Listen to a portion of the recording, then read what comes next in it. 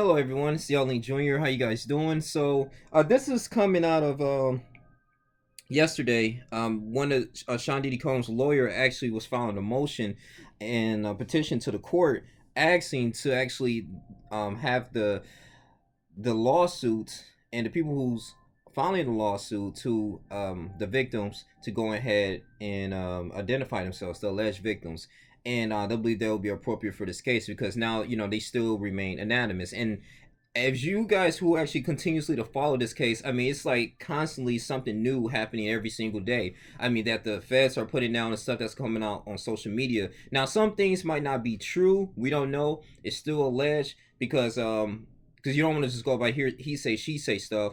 But I know mainly a lot of this stuff is the freak offs, and they have the tapes as well according to them, and they probably want to show that in court. But for all those other people that's stating that, okay, in the Macy's situation, that a gentleman said that Diddy pistol whipped him, one of his bodyguards pistol whipped him on the back of his neck or something like that, and requested him to drop down his pants and perform the sexual act. And I'm looking like, okay, it's in front of everybody. It wasn't really too specific, who was around, and forced them to do these type of things. And I'm thinking like, okay, well, this is weird. Like, so I mean, we don't have any pictures or videos of that, but we don't know how true that is. But at the same time, I can't say it happened or it didn't happen, according to my perspective. But I see what the lawyers was talking about in their defense. They looking like, okay, we got all these allegations, well, over hundreds and lawsuits going on. All right, we're gonna need some evidence, and I'll at least believe in order for us to have a right or a good fair trial before this motion hearing, we need to at least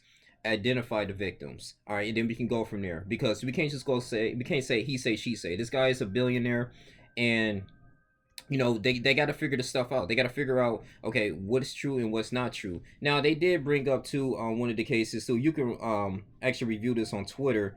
They was referring to, like, back in the day, like the court's decision for like legal issues of the David Allen Davidoff case. That was back into 1990. Okay, and that was notable for addressing the limits of government conducting criminal investigations or racketeering, okay, and violations. The government actually accused Davidoff for arranging, like, because he was accused for arranging union members to receive wages, right, and benefits for jobs they did not actually perform. So basically, the government charged them for, like, mail fraud. I mean, things of that nature. I'm sorry, like racketeering, yeah, mail fraud and extortion, racketeering for setting up these fake jobs, right? And the thing is with the racketeering case, because that's a conglomerate of continuously constant, how can I say, like, criminal enterprise. It has to be consistent, a pattern of criminal behavior. And they was unsuccessfully to prove that, according to the court's decision. And so they were utilizing that in their motion, since that, okay, well, this is kind of violating our client's rights, as Sean Diddy Combs.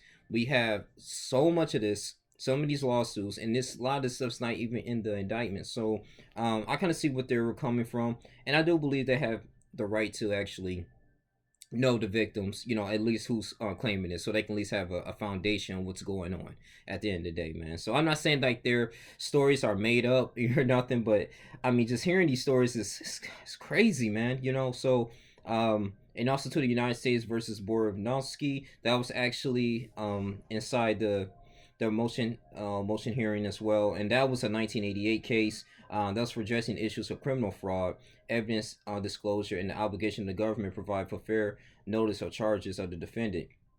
And he was charged with insurance fraud. And this was also too another thing of mail fraud and things of that nature. Basically, falsifying false claims, burglaries that was like set up or made up. Things that didn't happen. So for insurance purposes.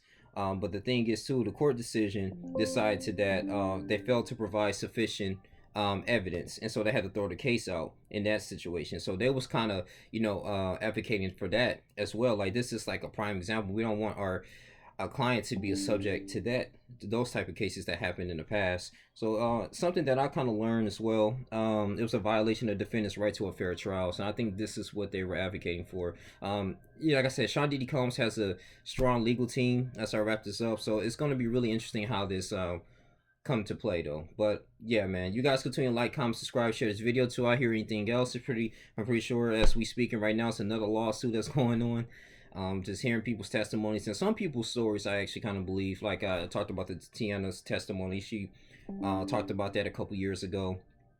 And it seemed pretty consistent, when she was discussing her experience at the party as well, like inside the home and things of that nature. She was kind of forced out of there, and I'm glad she got out, and she was able to tell her story, man, how weird it was. So, but yeah, like, comment, subscribe, share this video. Tomorrow, to get any more news, I'll let you guys know. I'm out.